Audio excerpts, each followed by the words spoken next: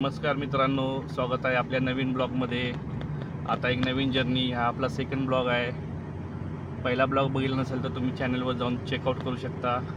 जर हा second blog आहे, जरा इम्प्रोव्हायझेशनची तयारी चालू आहे, बघा कसं होतंय। आता आपण चाललोय एका गावाला, जवळच आहे, आसपास इथून 51 किलोमीटरची जर्नी आहे, तर ती तुमच्यासोबत शेअर करतोय। बघा आता मग आता आपण इथून बायपास रोड आहे, हा इकडे हायवे आहे, कोल्हापूर नागपूर हायवे। सध्या हा बऱ्यापैकी पूर्ण झालेला आहे, पण आपण आता बायपासनं चाललेलो आहे। लवकरच आपण हायवे पुढे जॉईन करतोय। शेती बघा, जरा दुष्काळी भाग आहे तरी पण इथे शेती। आपण आता सध्या सांगोल्याच्या आसपास आहे। आपण आता इथं हायवेला लागतोय।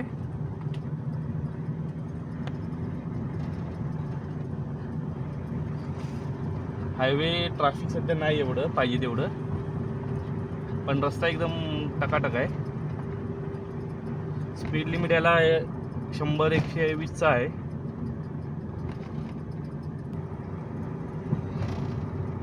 हा सोलापूरच्या दिशेने चाललेला हायवे।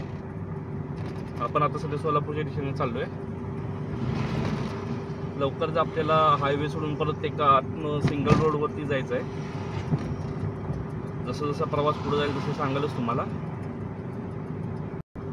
इथं बघा 90 किलोमीटरचं स्पीड लिमिट आहे या हायवेला आता। इथं बोर्डवरती सांगोला 6, सोलापूर 89, मंगळवेढा 34। आता आपण खाली उतरणार आहे इथून हायवेला। तर बोर्डवरती मंगळवेढा, चिंचोली, सांगोला। ओके, आपण इथून आता खाली उतरणार आहे आणि इथून खाली उतरलं की आपण लेफ्ट साईडला एकतपूर नावाचं गाव येतंय, तिथून आपण लेफ्ट साईडनं सरळ एकतपूर साईडच्या दिशेला जाणार आहे। आता उतरून आपण त्या रोडला लागल्यावरती सर्व्हिस रोडला लागलोय आता आपण। इकडं उजव्या हाताला बघा तुम्ही हायवे, सरळ सोलापूर, मंगळवेढा सोलापूर। इकडे आता आपण खाली उतरायचं आपल्याला। आता आपण टर्नपर्यंत आलो इथं। आता ही पुढं स्पीड ब्रेकर आहे, तिथनं आपल्याला लेफ्ट मारायचं आहे। आता चांगला रस्ता संपते, आता जरा सिंगल रोड आहे। कसा आहे रस्ता मला पण माहीत नाही, बघू पुढं जाईल तसं कळेल। आपण रस्ता सोडून आलोय आतमध्ये, आता सिंगल रोडला लागलोय। रस्ता बऱ्यापैकी चांगला आहे, बऱ्यापैकी पुढे आला आपण 2-4 किलोमीटर पुढे आलोय रस्ता सोडून। जरा चांगला म्हणलं रस्ता तर आलं धाड जरा आला चांगला रस्ता आलाय पुढं। आता आपण एकतपूरच्या जवळ आलोय। एकतपूर म्हणून एक गाव आहे सांगोला तालुक्यामध्ये। एकतपूर क्रॉस केले आता आपण, इकडं लेफ्ट टर्न घेतला की आपण जातो। आणखी 2 रस्ते फुटतात, दोन्ही पुढे जाऊन एका ठिकाणी मिळतात, पण आपल्याला हा जरा कन्व्हिनियंट आहे। इकडून जरा लोक कमी असते, ट्रॅफिक कमी आहे।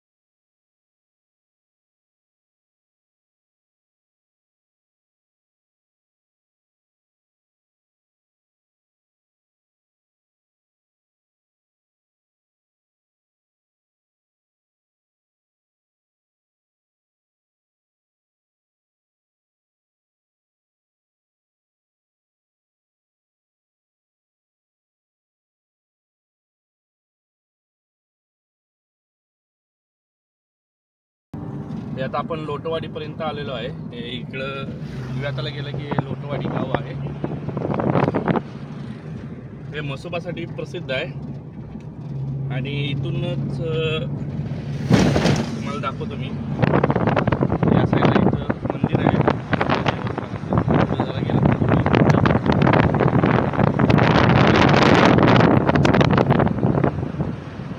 माळरान बघा, इकडं सगळा दुष्काळी भाग असल्यामुळे इकडं तिकडं माळरान आहे. शेती इथं जास्त काही पिकत नाही. डाळिंबासाठी हे क्षेत्र प्रसिद्ध आहे.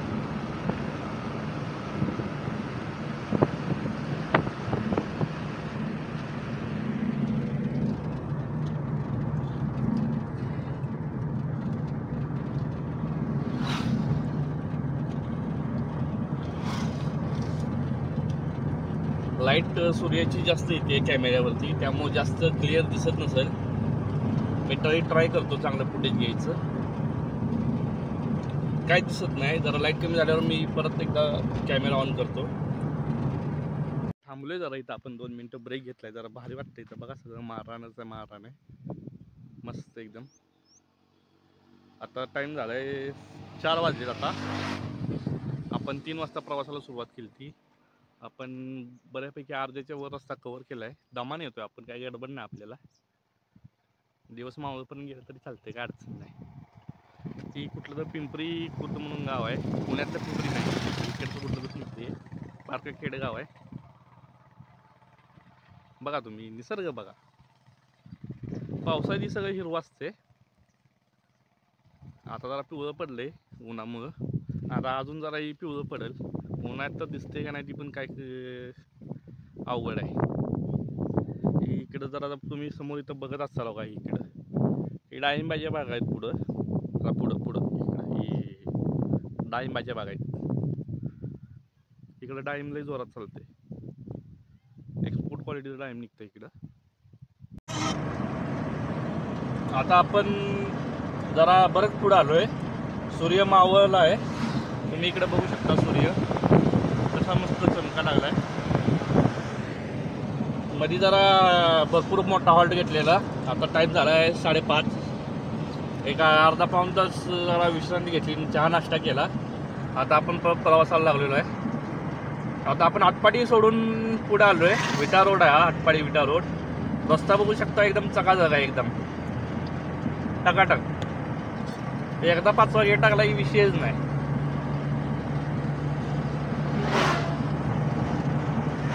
आता आपल्याला जरा अजून एक 15-20 किलोमीटर अजून आपला प्रवास राहिला शिल्लक.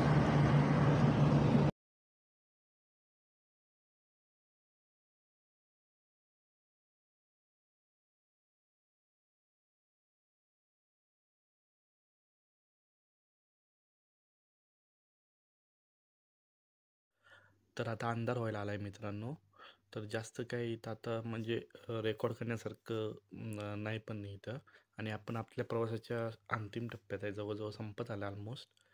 एक 2-4 किलोमीटर आहे आणि जाऊस तर थोडा अंधार पडेल. सो आपण ब्लॉग हा इथेच थांबवतोय. तर तुम्हाला ब्लॉग कसा वाटला हे कमेंटमध्ये नक्की सांगा. आवडला तर लाईक, शेअर, सबस्क्राईब करा. आणि जसं पुढं आपण व्हिडिओ टाकत जाऊ तर तसं आपण इम्प्रूव्ह करत राहू त्याच्यात. ठीक आहे. जर तुमचे पण काही सजेशन असतील तर नक्की सांगा. आणि आपल्या सगळ्या मित्रांमध्ये हे वगैरे चॅनल शेअर करा आणि चॅनल लाईक करा.